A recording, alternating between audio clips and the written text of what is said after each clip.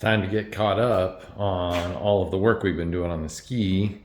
Today is the end of day 6 of working on my ski. And if I wind the clock back a little bit, man, end of day 3 and day 4 was pretty challenging. We ran into some things, some snags that we were not anticipating, but let's get probably the biggest issue that we ran into was electrical. And this box is where my switches and my power box was located. And it was located inside of that bin right there, like that. And that hole is where the wires went through. And now that I have this auxiliary tank, those wires would go right there. No way. So we had to figure out, okay, where's the new placement to go for them? And we decided they gotta go all the way on the other side. And this spot where there's a little bit more room. So on top of that, I need 2 additional switches, 2 more than what I had. I already have a cigarette lighter port or a barrel socket 12-volt port. I have a USB socket port, and then I have 2 switches, one for the bilge pump that is built into the ski down there, and then the other one is for my lights, which are on the hood. But I need 2 more because number 1, we added these footwell drains, and that solution involves an electric pump, and I don't want that running the whole time. So we're going to add a switch for that. So that's switch number 3. And then I added, or we're still adding, an AIS system, which includes an antenna, GPS, and this requires power. And in order for it to not draw overnight, or if I leave the ski for a few days, we're going to put a switch on that. So that's 2 additional power runs to the battery. When we started unwinding all of the existing wiring I had and the things that were going on, it was discovered that it was all different sized wiring, and it just kind of needed to be redone. So Amy, oh my gosh, she has been working very, very hard on all of the wiring for me while I was working on some other things. And so she already has, it would be this way, the new one in place here. With all the switches, so we had to get a little bit bigger box for all of it, but she went with all different color-coded wiring, and it's just really cool what she's done here. There will be little connectors so that we can easily pop that whole box in and out of place, so that if that ever needs to come back out again, we just quick undo some connectors and it can come right out without any concern with the wiring. So that was all of that work was well, nearly all of it was unexpected and kind of a big setback. So a large part of days 5 and 6 were recovering that from that. Actually, today Amy spent a lot of time on that wiring.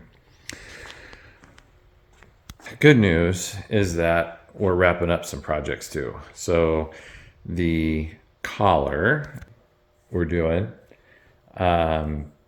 is finished, and so it's not inflated right now, but it is all in place and ready to just be inflated. All right, so today is morning of day 5, and today is going to be a great day. We are here working on the ski Well, I think we are. Amy?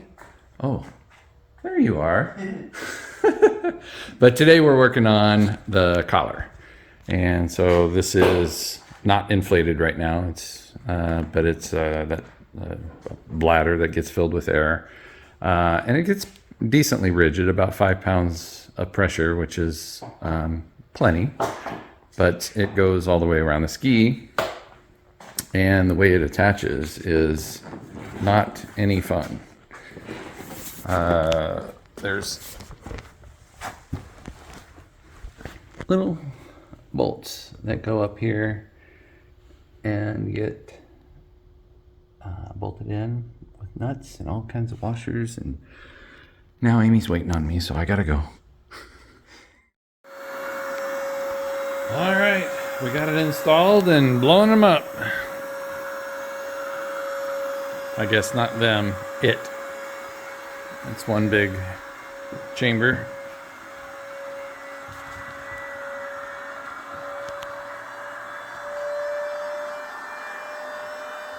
Well, we, meaning like mostly Amy and a little bit of Mike, got the collars on, ride collars on, and looks good.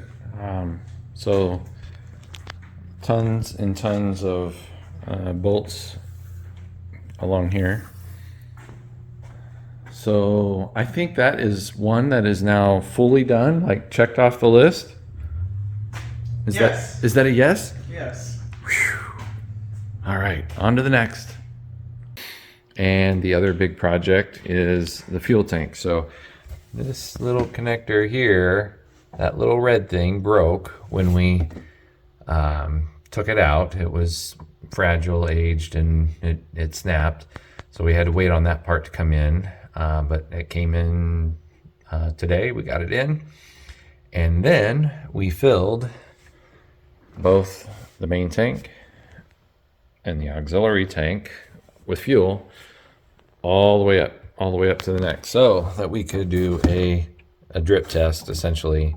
And so we're going to leave it overnight to check and make sure that there are absolutely no leaks from anywhere. That is huge. So between those two getting done, that's wonderful.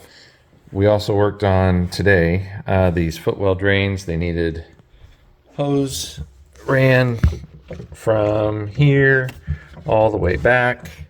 They come together into a Y, and down here there's a pump that connects in, and that's what I was working on a lot of today, along with trying to register my AIS unit, which was not straightforward, and the website crashed. So all right, well, that's pretty good for how things are running. Well, it is about, I don't know, noon of day 7 of working on the ski, and it's all coming together.